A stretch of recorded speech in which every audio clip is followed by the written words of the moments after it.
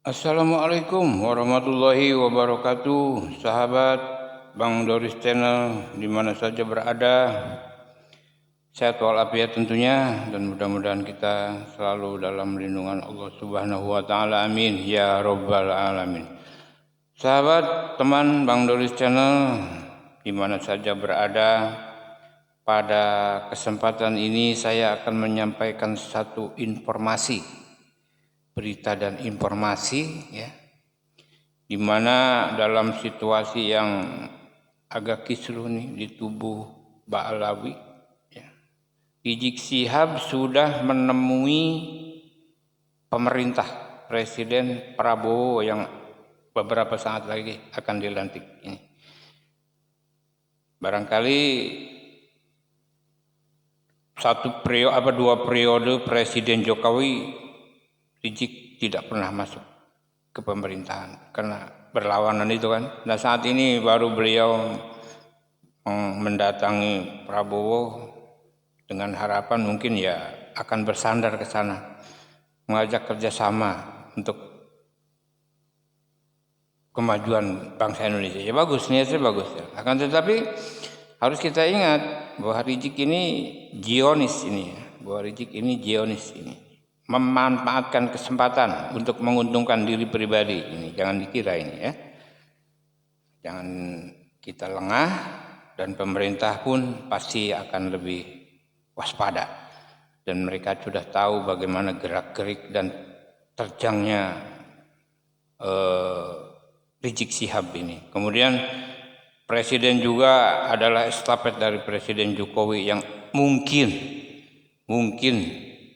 Presiden Jokowi pun akan menitipkan omat-omat hati-hati kepada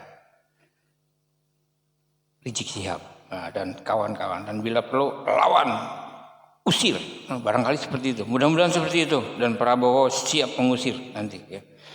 Ya kita berharap pemerintah kayak seperti itu, jadi tidak menerima niat baiknya yang keluar dari mulutnya tapi hatinya tidak seperti itu. Mereka itu biadab, jahat ya. Jahat, Ba'alawi ini jahat ya.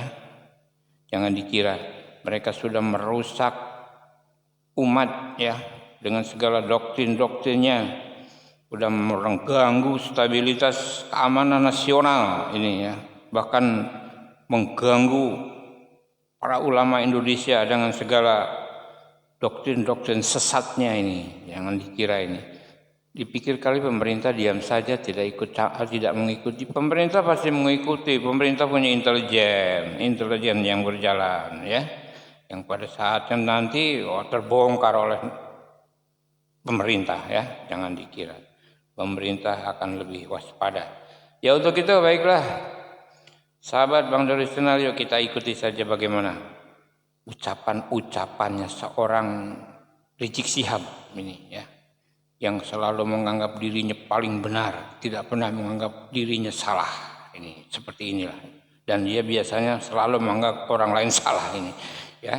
Dan mudah-mudahan ini ke depan dia akan lebih miring lagi nih di pemerintahan Presiden Prabowo ini. Sebab Prabowo ini, wow, udah bukan main, udah lebih keras ini ya, lebih keras. Prabowo ini akan lebih cinta kepada tanah air ketimbang kepada manusia-manusia kardus ya, yang tidak bertanggung jawab. Yuk kita ikuti saja videonya ya, bagaimana ini Rizik Syihab. Dari sejak awal saya putuskan saya harus masuk politik. Kenapa?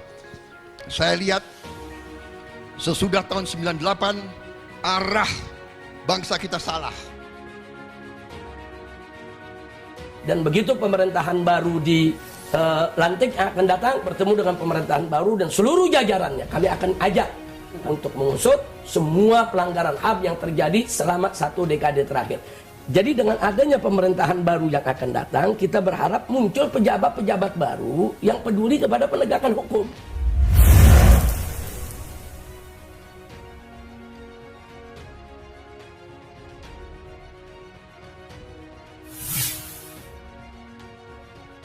Habib Rizik temui Prabowo calon presiden Indonesia yang akan dilantik beberapa saat ke depan.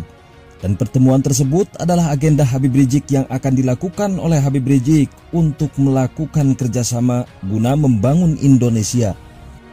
Ini dan begitu pemerintahan baru dilantik yang akan datang, kami akan kirim delegasi untuk bertemu dengan pemerintahan baru dan seluruh jajarannya. Kami akan ajak untuk mengusut semua pelanggaran HAM yang terjadi selama 1 dekade terakhir. 1 dekade terakhir ini.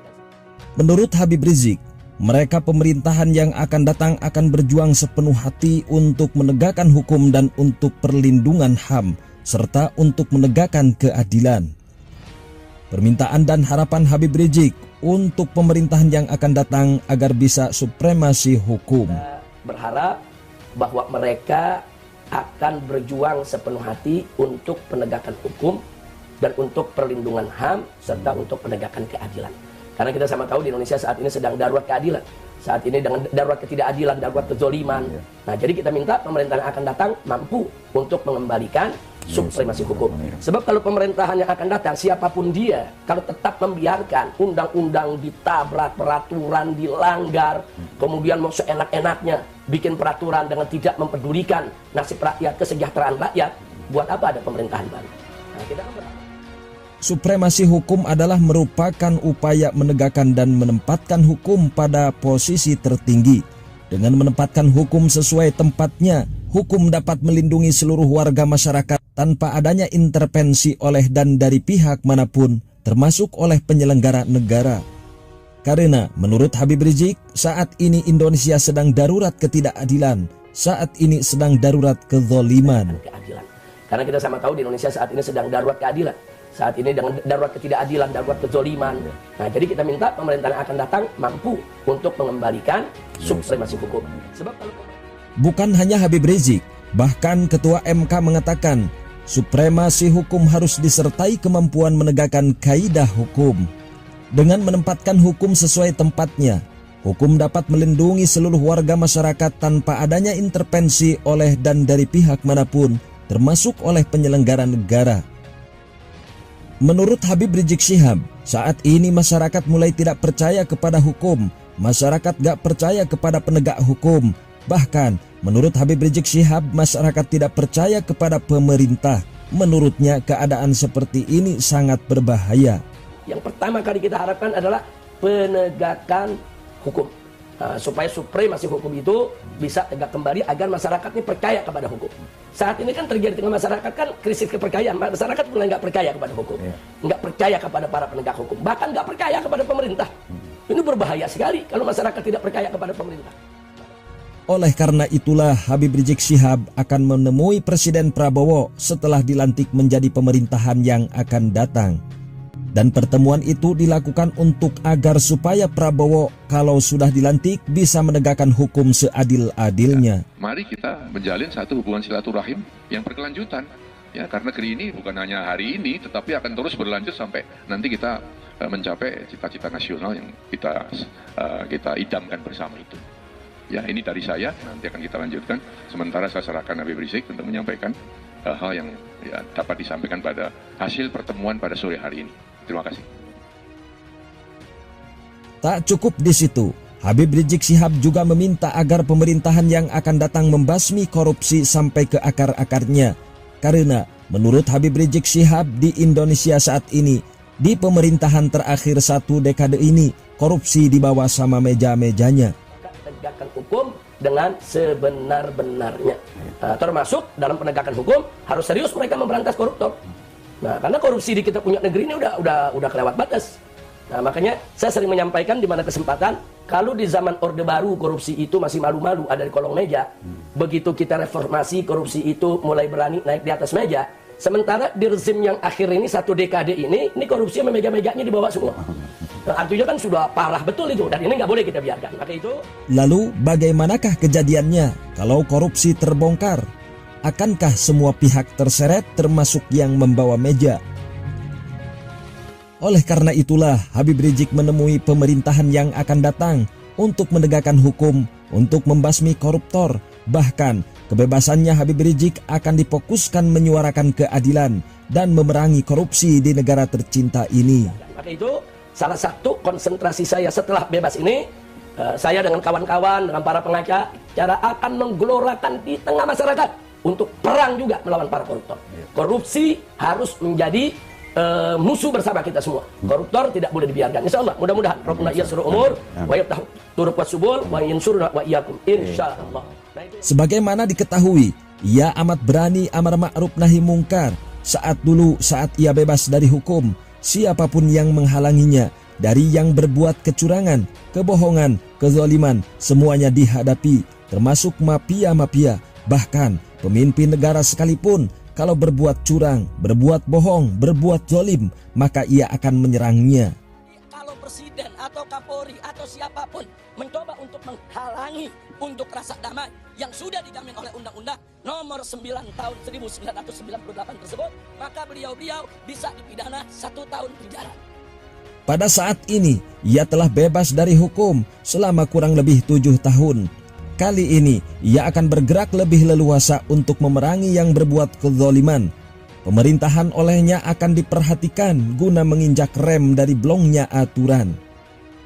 Sebagaimana dengan jelas ia katakan bahwa kebebasannya itu akan ia manfaatkan untuk berdakwah amar ma'ruf nahi mungkar, melawan ketidakadilan, melawan kecurangan, melawan kebohongan, dan ia telah menabuh gendrung perang bagi siapapun yang terlibat pembantaian 6 laskar dan para korupsi. Dari kolong meja, begitu kita reformasi, korupsi itu mulai berani naik di atas meja. Sementara di rezim yang akhir ini, 1 dekade ini korupsi memegang-meganya dibawa semua. Nah, artinya kan sudah parah betul itu, dan ini nggak boleh kita biarkan. Maka itu salah satu konsentrasi saya setelah bebas ini, saya dengan kawan-kawan, dengan para pengacara akan menggelorakan di tengah masyarakat untuk perang juga melawan para koruptor. Korupsi harus menjadi musuh bersama kita semua. Koruptor tidak boleh dibiarkan. Insya Allah bertemu dengan pemerintahan baru dan seluruh jajarannya, kami akan ajak untuk mengusut semua pelanggaran HAM yang terjadi selama 1 dekade terakhir. 1 dekade terakhir ini kan sebetulnya bukan KM 50 saja. Ada 700 lebih petugas daripada KPPS yang meninggal dunia tanpa otopsi. Ya, kita tidak menuduh, tapi kalau meninggal dunia kemudian dalam jumlah yang begitu besar tanpa otopsi, itu kan menimbulkan tanda tanya sejarah. Nah, kenapa harus takut diotopsi? Kalau nggak ada apa-apa, kenapa harus takut diotopsi? Ini perlu ada tim investigasi khusus. Belum lagi Kanjuruhan. Nah, kita tahu bagaimana, berapa banyak itu orang yang meninggal dunia di sana. Nah, itu juga termasuk pelanggaran HAM yang serius. Termasuk 10 orang yang terbunuh berkaitan dengan demo di Bawaslu pada saat 2019. Yang satu tewasnya di Pontianak. Ya. Nah, ini semua mesti diungkap. Ini semua mesti diungkap, nggak boleh dibiarkan. Nah, nggak boleh dibiarkan. Dan secara lebih khusus lagi, ya KM 50. KM 50 ini ada 6 orang anak muda, pemuda soleh, santri, baik-baik. Mereka tidak melakukan kejahatan apapun, mereka diculik, mereka disiksa, mereka dibunuh. Setelah itu mereka difitnah sebagai kriminal. Ini kan biadab sekali ini. Nah, maka itu sekali lagi ke pemerintahan baru yang akan datang, tetap kita minta agar selesaikan KM 50 secara tuntas. Iya, sahabat Bang Doris Channel yang masih setia tentunya. Baru saja kita saksikan bagaimana sikap Rizik Syihab, ya. Sikap Rizik Syihab, niatnya atau keinginannya dengan pemerintahan baru akan menegakkan hukum, tapi akan mengajak memberantas atau menyelesaikan masalah hukum KM 50. Itu kan udah menumpang kan? Mau numpang. Karena selama saat lalu dia tidak bisa berbuat apa-apa untuk penindakan KM 50 yang menurut dia pembantaian, padahal kan bukan pembantaian. Oh, dia kok yang membuat masalah kan, orang melindungi narapidana mau kabur kok, ya. Rizik kan waktu itu mau kabur, dilindungi oleh FPI, anggota FPI, terbunuh. Ya, orang melawan hukum kok mau kabur, ya. Nah, sekarang dia anggap itu adalah suhadi kali ya, para suhadi katanya, yang telah membantu berjihad katanya, melindungi narapidana yang mau kabur. Iya, melindungi orang yang sudah divonis mau kabur ya. Nah, untung nggak jadi kaburnya ya. babak belur. Sekarang baru bebas dia nih. Ya mudah-mudahan aja ya pemerintah tidak menanggapi pemerintah lebih bijaksana menanggapi permasalahan ini ya. Baik, terima kasih sahabat Bang Dori Channel, mudah-mudahan bermanfaat dan menjadi satu informasi menarik. Terima kasih atas perhatiannya. Wabillahi taufiq wal hidayah. Wassalamualaikum warahmatullahi wabarakatuh.